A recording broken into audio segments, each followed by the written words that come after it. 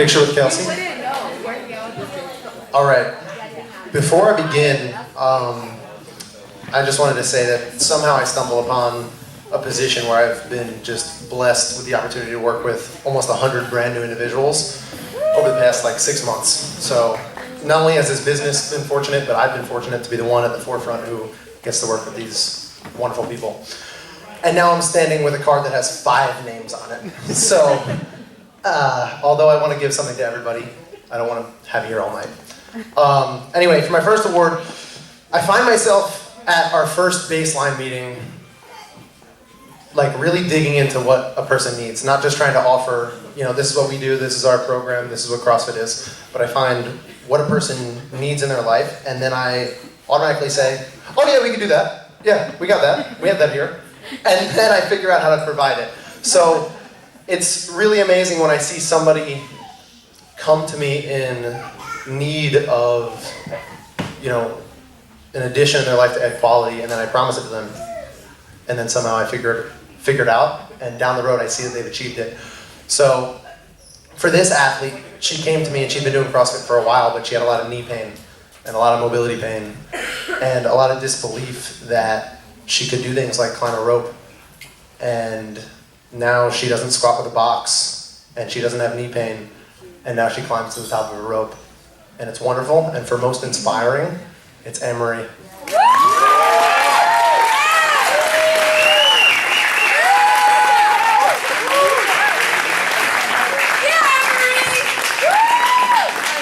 Quite different. This is an individual who I almost feel like I didn't have much to offer. They came to me with all the skills, all the ability, all the energy, the endurance, the engine, all of it. And I find myself trying to provide them value just by making jokes with them all class. I don't know if they even realize it yet, but I haven't coached them since they've been there. I kind of just bust their balls while they're in class. And generally this athlete comes in and they see what's on the board, and they're already so good that I make them do something more challenging. You might have seen on his Instagram a 2-foot deficit handstand push-up recently. Yes. But most likely to go fire breather is our very own Joey.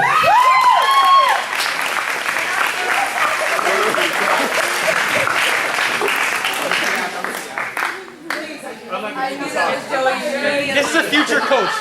Future coach.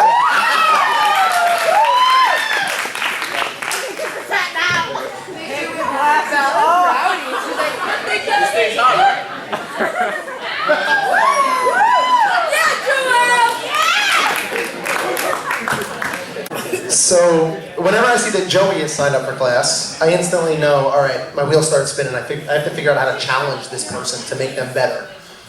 So I take the workout at hand and I'm like, all right, this is how I'm going to convince them to make it harder for themselves. That's a very rare case.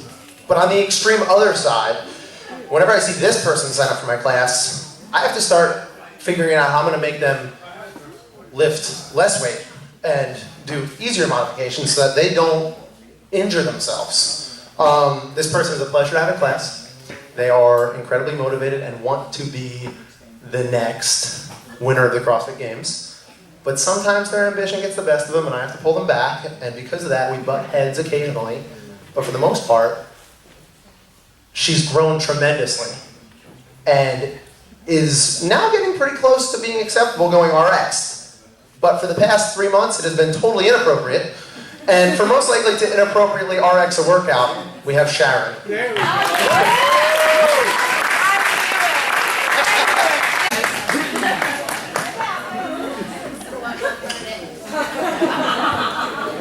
This next athlete, I believe, attends the 4 o'clock class mainly. 5 o'clock? 5 o'clock, correct. 5:05, yeah. Well,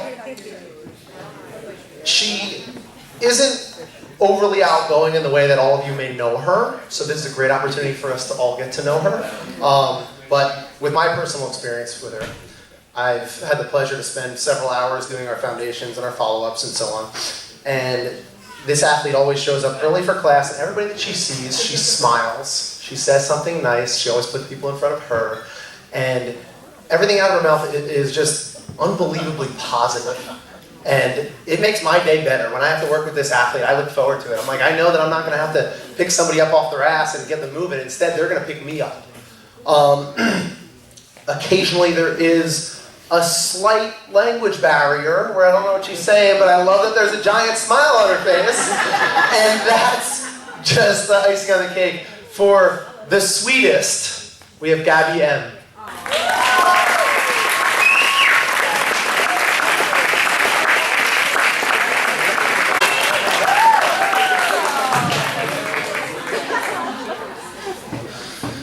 So it's astonishing how often people come to me and say, Kevin, I want to get toned, but I don't want to get overly muscular. As if I can snap my fingers and make them like that, right? And I hear that at least twice a week, and my response is always, if it was that easy, all the guys in here would walk around looking like Arnold Schwarzenegger, right? But it's not that easy. We lift a lot of weights, and at the end of the day, our genetics are going to determine a lot of the physique that we come into, right? So this individual was clearly gifted with really positive genetics, but that's like an understatement. It's not Billy, unfortunately. He had that good fortune, but the thing about fortune is all of us have good fortune, and rarely do we, take advantage of that good fortune. What it takes really hard work, really grueling commitment, really dedicated effort. And this individual has the perfect combination of that good fortune and genetics, and really has become the hardest working, smartest working athlete that I've ever seen in CrossFit.